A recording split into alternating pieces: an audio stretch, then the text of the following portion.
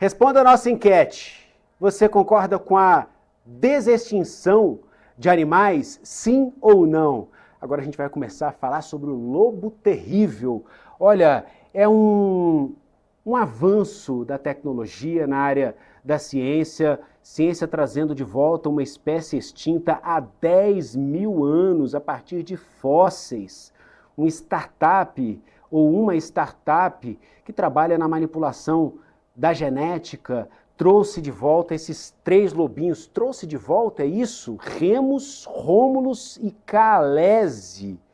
Esses animais extintos há mais de 10 mil anos. E onde vai parar a ciência dessa forma? Será que a gente pode desextinguir espécies que se foram há milhares de anos? Será que isso é possível? A pergunta que não quer calar. E os dinossauros? Aquela história lá do Jurassic Park, né? Os dinossauros extintos há milhões de anos. Aí uma larvinha de mosquito, um mosquitinho ali, que tinha dentro do seu corpo, ali, do seu organismo, né, um gene de um dinossauro, e a partir dali cria-se todo o enredo do Jurassic Park. Será que isso é possível em março de 2025? Será que a arte imitou a vida aí nesse caso, assim como a vida imita a arte?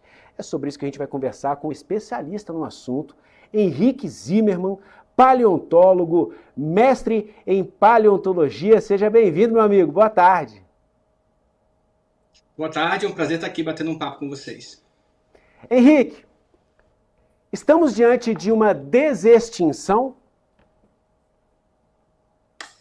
É uma boa pergunta, né? É uma boa pergunta. Isso está sendo divulgado como um processo de desextinção, que significa que é uma espécie que já não existe mais, que a natureza já eliminou por algum motivo, e que a ciência consegue ir lá e resgatar e trazer essa espécie de volta. Tá? Isso seria um processo de desextinção. Ao contrário do que muitas pessoas imaginam, isso já acontece, tá? Nós temos uma série de seres vivos do passado que já foram trazidos à vida em alguns momentos.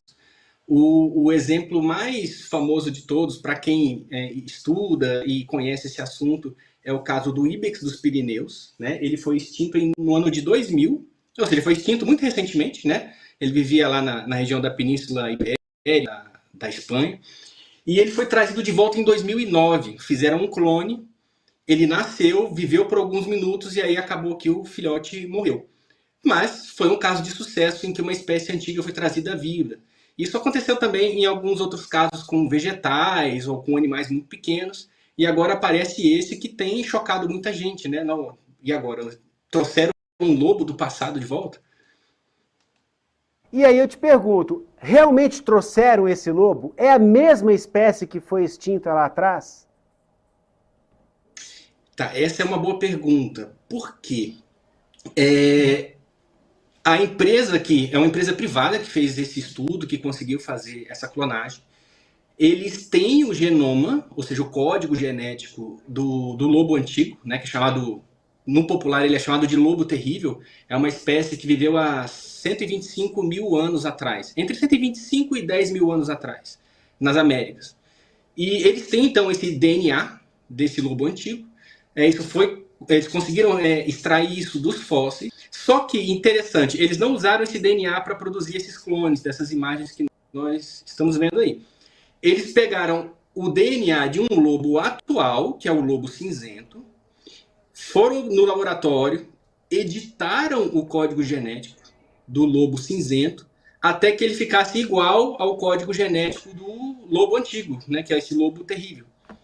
Então, a clonagem foi feita usando o DNA do lobo moderno. Então, muita gente está falando, mas então isso não é trazer de volta o lobo. Você está pegando o moderno, está alterando ele para ele ficar parecido com o lobo antigo. Né? Então, a gente acaba caindo numa questão meio filosófica.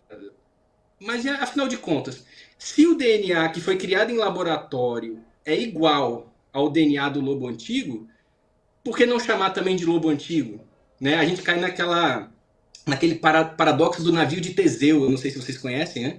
Que fala que é uma história grega muito antiga, né? O navio saiu do porto, ao longo da viagem dele, o pessoal foi fazendo manutenção, trocou todas as tábuas, né? E mastro, e foi trocando tudo. quando ele volta para o porto de novo, é o mesmo navio ou é um navio diferente, né? A gente cai nessa questão meio paradoxal.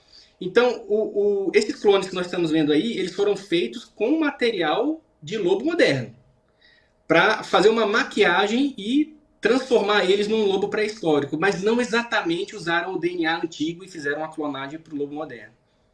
Henrique, todo mundo se perguntando nesse momento, é possível desextinguir os dinossauros? Né? Ó, o pessoal pensa logo em Jurassic Park, né? Não tem como. Eu não diria que é impossível desextinguir dinossauro, mas é altamente improvável, porque a ideia toda de você criar um clone de um dinossauro antigo vem a partir do momento que você consegue pegar ali aquele material genético do material do dinossauro antigo. Você tem que ter acesso, você tem que conseguir a genética deles para poder fazer o clone. Ninguém conseguiu isso até hoje. Tá? Existem estudos que sugerem que o DNA não consegue sobreviver tanto tempo no fóssil, que ele se degrada rapidamente.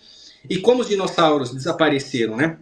Esses dinossauros antigos desapareceram aí há 66 milhões de anos atrás, teoricamente nós não vamos encontrar material genético nesses fósseis. Né? Mas eu não descarto totalmente, porque vai que numa condição muito específica, extraordinária, alguém um dia encontra alguma coisa. Então, também não acho impossível. Mas é muito, muito difícil que isso um dia aconteça. Henrique Zimmermann, paleontólogo, mestre em paleontologia, muito obrigado pela participação aqui no Poder Expresso. Sempre que a gente tiver essa dúvida ou esse tipo de dúvida, a gente te chama. Combinado? Estou sempre à disposição. Um abraço. Muito obrigado, um abraço. Resultado da nossa enquete, você concorda com a desextinção de animais? 54% disseram que sim, 45% disseram que não. Muito obrigado pela sua audiência, pela sua participação. O Poder Expresso volta amanhã aqui no canal do SBT News no YouTube a partir de 2h30 da tarde. Tchau, tchau.